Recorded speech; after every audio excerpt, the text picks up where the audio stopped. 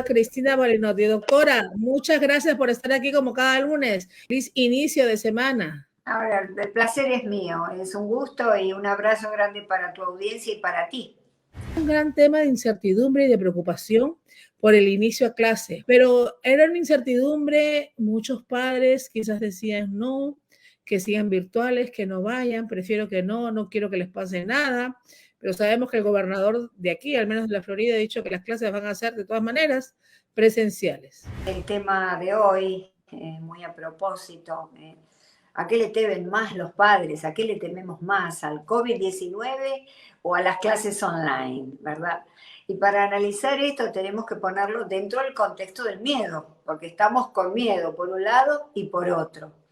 Y vemos que el miedo, que es una respuesta completamente natural frente a una amenaza, sentimos miedo, tiene dos formas, de acuerdo con el psicoanalista Eduardo Abadi. Esas dos formas son un miedo útil y un miedo inútil o pánico inútil. El pánico inútil es ese miedo que nos bloquea, que no nos deja actuar, encontrar soluciones a la situación de amenaza. Es ese miedo apocalíptico, ya viene una catástrofe, de esto no voy a poder salir, me encuentro realmente angustiado. Y está el miedo útil, es el miedo que nos facilita la creación de nuevas conductas, de nuevas herramientas para enfrentar esa situación de amenaza, que nos hace muy creativos. Es un miedo que es aliado, de acuerdo con Abadi, es un miedo aliado. Por eso esta es una manera de poner una situación en contra a favor de uno a través de este miedo aliado, de este miedo útil. Y entonces, el miedo útil, ¿cómo lo aplicamos a estas dos situaciones? ¿Qué hacemos? Porque acá se presenta un dilema, clases online, lo mando, lo voy a exponer, o en realidad es peor todavía mandarlo frente a la amenaza potencial ahora de otra variante del COVID, ¿verdad? Entonces, acá también en esto tenemos que ver y estudiar, porque el conocimiento es eso, ¿no? Poder aproximarnos a la realidad y conocerla lo más profundamente posible para poder tomar una decisión objetiva, que sea más racional y no netamente de pánico, ¿verdad? Como muchos padres tienen. Y sabemos que hay cosas positivas en las clases online y aunque parezca mentira, hay cosas negativas que son ejemplo de este miedo útil dentro del COVID-19. Vemos que en el COVID-19 familias que vivían muy humildemente dependiendo de sus trabajos, objetivamente me refiero a una familia que salió en televisión a comienzos de la pandemia con 2 hijos, perdieron sus trabajos y utilizaron ese medio, ese miedo útil para poder transformar la situación. Se vieron en la necesidad de comenzar con los pocos ahorros que tenían a confeccionar mascarillas. Y ahora son millonarios. Es decir, esta es una manera en que si yo utilizo el miedo útil, voy a ir para adelante, enfrentar la situación y salir airoso de ella, durante la situación y más allá de ella. Mientras que si me bloqueo, nunca voy a lograr ese objetivo. En cuanto a las clases online, bueno, sabemos las cosas negativas que pueden ocurrir porque el niño está todo el día frente a una computadora, eso provoca insomnio, algunos trastornos de irritabilidad, porque los niños, y ya algunos los expresan, no pueden jugar con sus compañeros, no pueden abrazarlos, no pueden conectarse. La socialización es una de las cosas que más necesitamos incentivar en nuestros niños. Entonces, tenemos que conocer ese aspecto. Por otro lado, la luz de la computadora, así como de cualquier otro dispositivo, provoca, como es artificial, problemas de sueño. Como decía antes, insomnio infantil. Hay mucho insomnio. ¿Por qué? Porque los niños siguen conectados. Después que terminan la clase quieren divertirse, quieren conectarse, seguir con los compañeritos. Ese es el gran problema y entonces siguen conectados. Si los padres deciden, porque son muy temerosos, que queden en casa y no enviarlos a la escuela, 2 horas antes de dormir deben apagar todos los celulares, las computadoras, no deben ver televisión. El niño tiene que repararse. Se sabe que dormir bien favorece el desarrollo de una salud mental importante para el niño. De modo que tratar de que jueguen, momentos de ocio y momentos de juego, que lo pueden tener en la casa, y no a través de una pantalla, sino provocar que, bueno, juguemos a las cartas, juguemos a un juego de mesa, juguemos a preguntas y respuestas, dígalo con mímica, todas esas cosas que parecieran una antigüedad, pero resulta que son altamente efectivas para el desarrollo de la salud de la familia, como cuerpo unitario, y de los niños, de la personalidad de los niños. Vale decir, usemos ya no el sentido común, sino el miedo útil.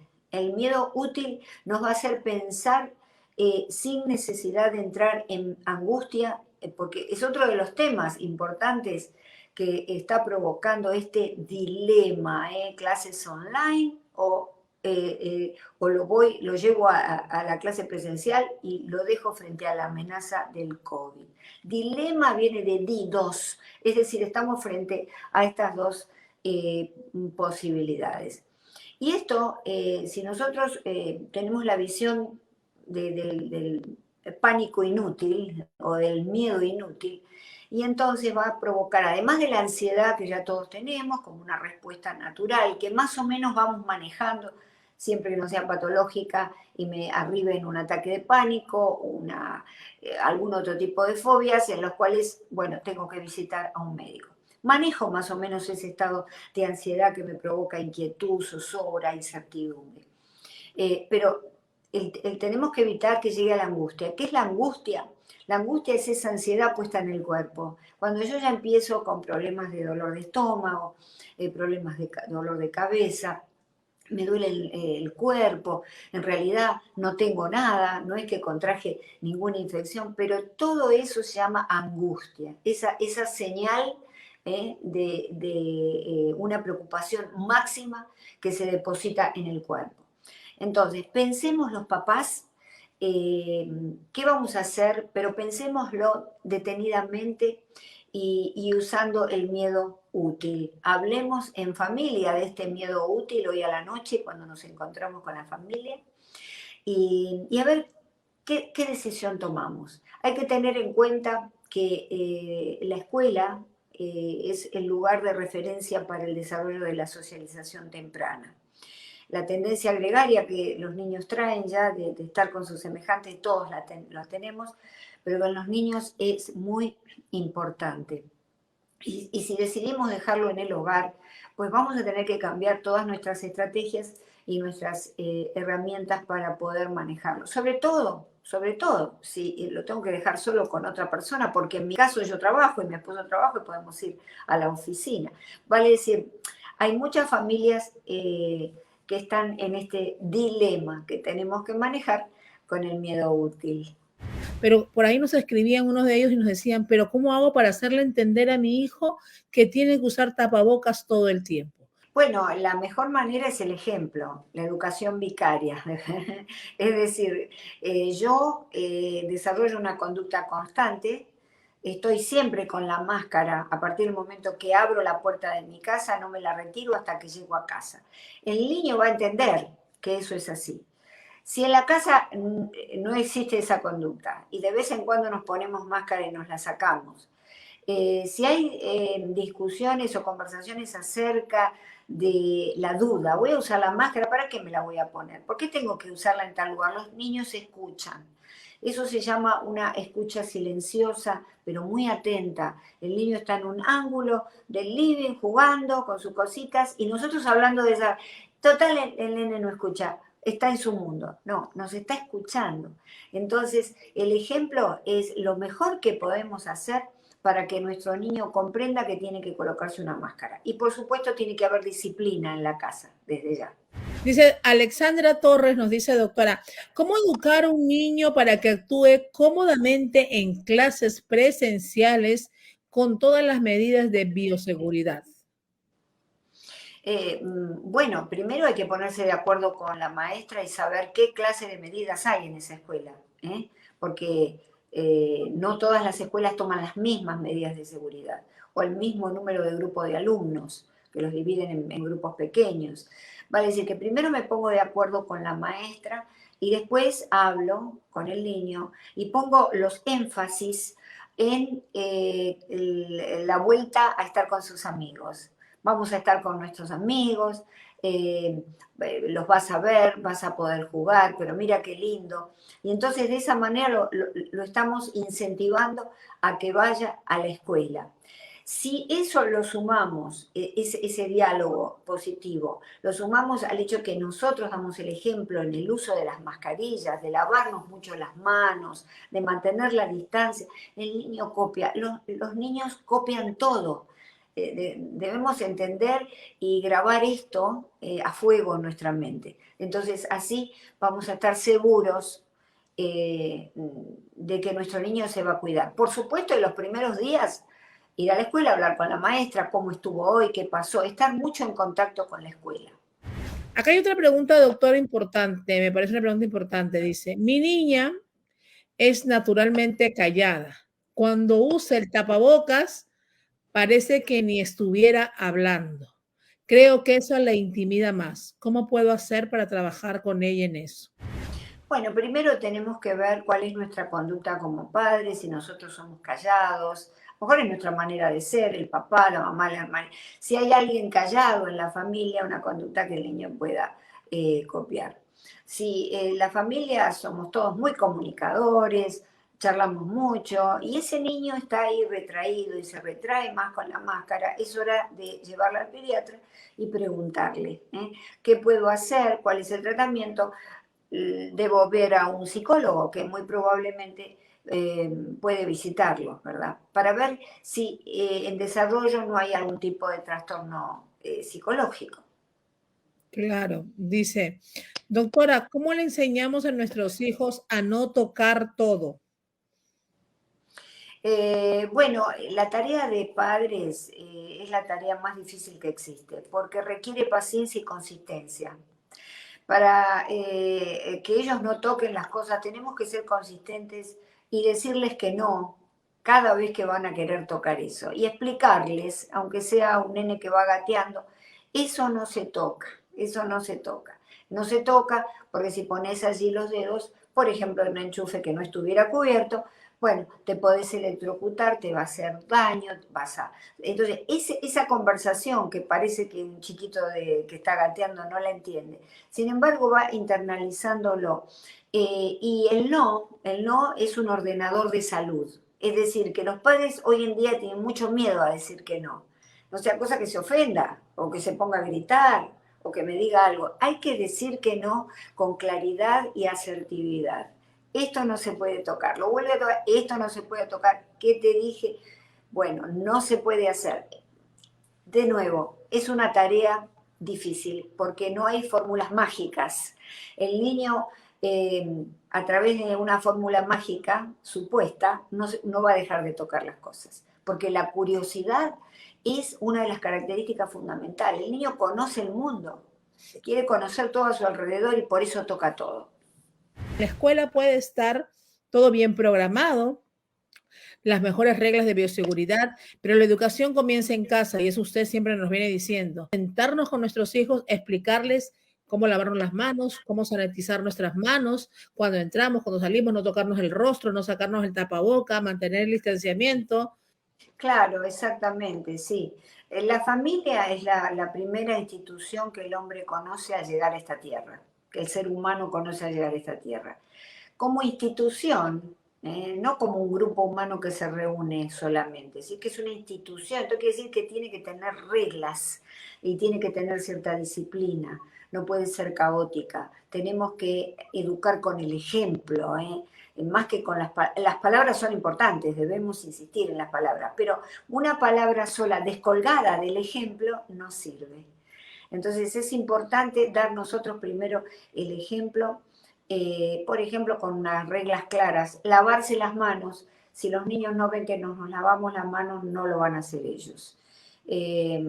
Si el niño no ve que el papá levanta la mesa o levanta su plato después de comer y lo lleva a la cocina, el niño no lo va a hacer, porque nosotros le gritamos y le damos una orden, levanta tu plato.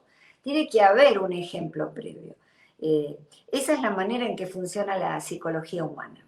Doctora, acá hay alguien que nos está escribiendo, dice Joydy López, dice, doctora, no estoy de acuerdo con las actividades presenciales.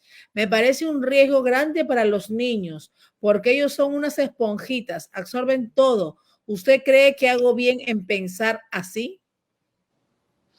Bueno, yo no soy quien para decirlo, porque cada persona, y hay que respetarlo, tiene su punto de vista.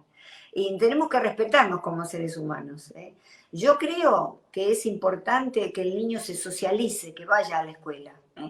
Para lo cual tenemos que averiguar las medidas de seguridad, de bioseguridad de la escuela, tenemos que ver las estadísticas, cómo está transcurriendo la enfermedad entre los niños, en los niveles de contagio, el conocimiento es muy importante.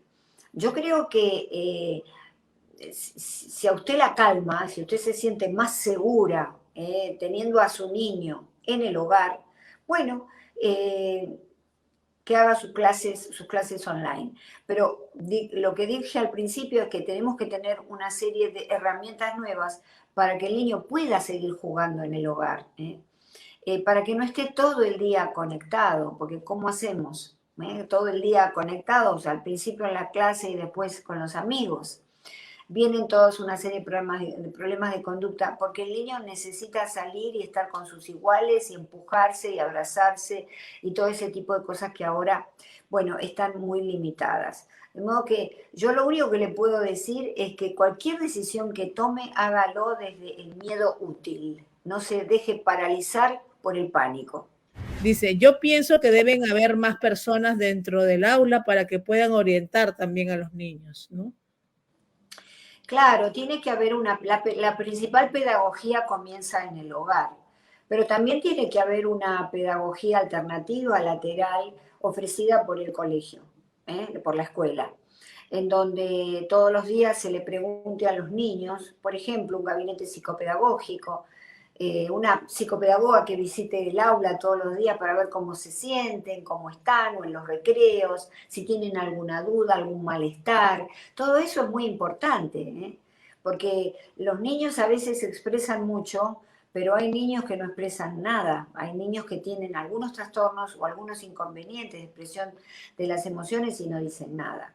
También tenemos que tener cuidado con los niños que todavía no tienen lenguaje, y entonces hay que cuidarlos más, ver sus conductas, ver sus dibujos, ver cómo actúan, para saber o poder detectar si hay algún problema de conducta, algún trastorno psicológico derivado de esta situación tan nueva, en la que van a la escuela, pero no pueden estar, digamos, tienen que mantener distancia de los amigos, estar siempre con la mascarilla. Imagínate que a los adultos ya nos es un inconveniente. Imagínate a los niños, ¿no? Si bien los niños se adaptan mucho más que nosotros. Doctora, ¿es verdad que estando con las maestras, ellos aprenden más que estando con uno? No entiendo por qué. Bueno, en principio porque uno no es maestro. Es decir, que hay que tener una serie de conocimientos, haberse recibido de la carrera para poder ser maestro. Si la persona en cuestión, la mamá que te está hablando, y a la que agradezco el comentario, es maestra, bueno, quizá está en condiciones de poder ofrecerle toda una gama de posibilidades al niño aprendiendo desde la casa. No debemos, en el caso que no seamos maestros, no tenemos que pisar el territorio del maestro. Nosotros somos los padres, no somos los maestros. Entonces hay que dejar que el maestro cumpla su función. Doctora, buenas tardes. Mi hija va a clases de 9 a 12 con Carolina Bejarano, nuestra líder de Riohacha. y mi hija ha aprendido mucho. Prefiero tenerla así por un tiempo hasta que Dios permita y esto pase pronto.